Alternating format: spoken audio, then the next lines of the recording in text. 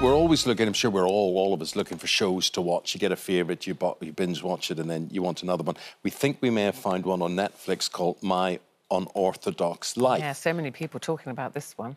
This is about a lady called Julia Haart. Now, 8 years ago, she was a homemaker and mother of 4 living in the ultra-Orthodox Jewish community of Monsey in New York. Right, she then packs up, she leaves that life behind, and she's gone on to become one of the most influential names in the fashion world and the star of My Unorthodox Life on Netflix. Julia, Eamon and Ruth here. Lovely to meet you. We feel as if we know you already from the series. Thank you so much for having me. I'm so happy to be here. And tell me this, were you happy originally when the prospect was put to you, the proposal, to have the cameras in? It's a 9-part series they walked away with. But how long did you have to think before you said, yes, come in and film my life? So actually, nobody asked me. I went and asked them. Oh. So why did you want to do that? Well, you know, I left 8 years ago and I never told my story. In fact, even to the people who became my friends, they knew nothing about my life until I took over as creative director of the Perla. And the reason for that is that I divide my life into 2 parts. The first 43 years of my life is what was done to me. The last 8 is what I've accomplished. And I didn't want to talk about my past until I had done something, until I had been able to show the world what I have inside of me, what I had that I needed to express and create. So when I became creative director of Perla, I started telling private people. But when I became CEO of Elite, and I realized that in Elite World Group, that is this global company, and we have people from every ethnicity, sexual orientation. And what I realized is that even in this world today, there are so many women suffering, so many women who are being told that they can't, that they have to wait their turn, ask permission, be polite, be obedient. I hate those words. So let's talk. I realized that I had to tell my story because hopefully it can change someone else's life. Maybe they'll think, hey, if this crazy woman can do it, so can I. Let's talk about that early life then, Julia. We said that this is a Orthodox Jewish community. What was life like as a child and then life as a woman? So that we would need a lot more than 7 minutes for. I do have a book coming out. It's called Brazen. And it's coming out in March of next year, but it is available for a pre-order on Amazon and Barnes & Noble. And just to give you an idea of the complexity of my story, I handed in a 1,740-page manuscript. Luckily for anyone reading the book, we've managed to get it down a smidge under 500 pages, so hopefully it is a more palatable read. But the reality is that it is a very, very complex story, and the best way. Well, let's just talk about women's role, because I think you used the word second-class citizen. Absolutely. What is a woman's role in that community? Great question. So, when a child is born, from the day a boy literally learns how to speak until the day he dies, when he wakes up, the first thing he says is, thank you, God, for giving me life. Thank you for waking me up.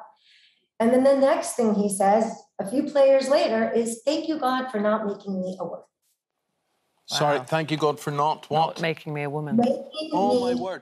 So now the penny's beginning to drop with me, because I was thinking, what was there to prevent you being ultra-Orthodox Jewish and a CEO at the same time? So you've sort of told me. I mean, the reality is that in our world, all women are supposed to behave and do the same thing. Our role is that of mother and wife by definition. From the second we're born, our purpose is to raise righteous men and women who will marry righteous men, where the man is the focus and the center of everything. To be a good woman, you have to be obedient, and your entire world is literally ruled by a web of modesty laws. And I don't just mean in attire. It's not just that my head was covered, my everything, below my collarbone, above my elbow, below my knee, above my ankle. So basically my entire body except for my hands and my face. It wasn't that in terms of modesty. It was, we were supposed to be the homemakers. We were supposed to be behind the scenes. We were supposed to be quiet. We were supposed to listen and be told what to do. And I am not a silent or quiet person.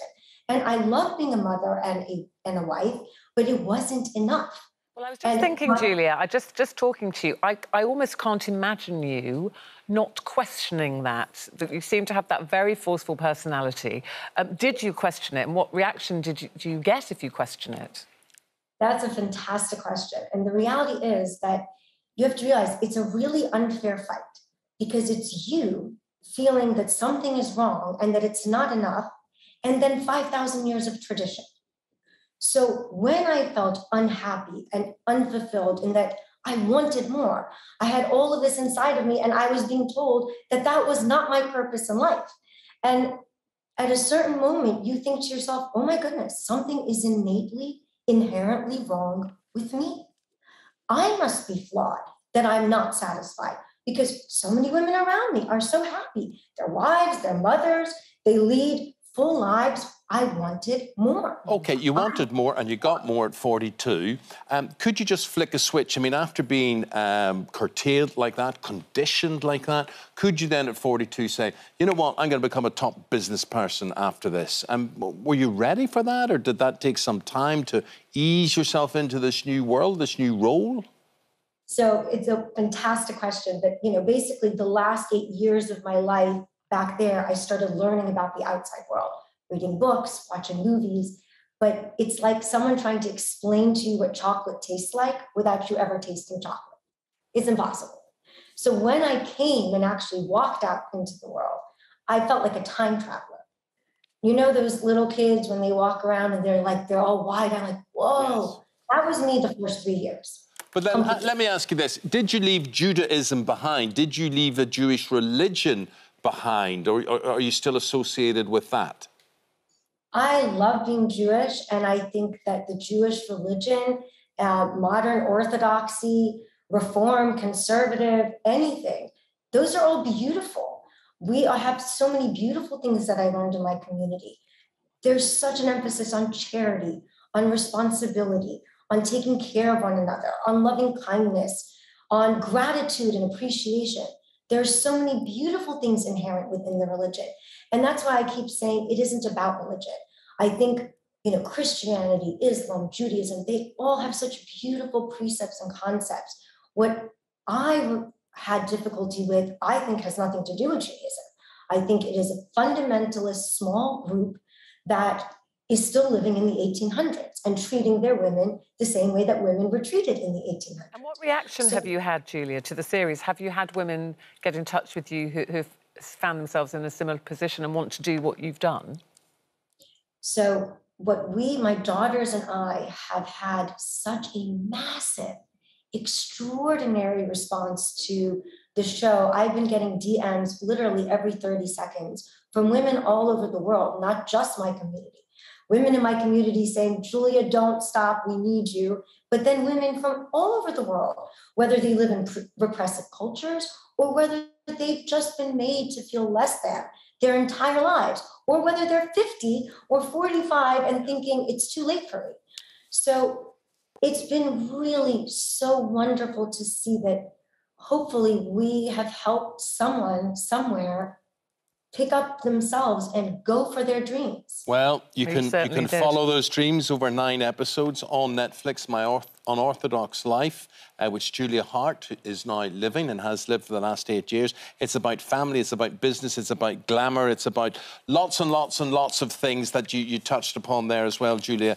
An absolute pleasure talking to you. Continued good luck. Thank you so much. It was so lovely.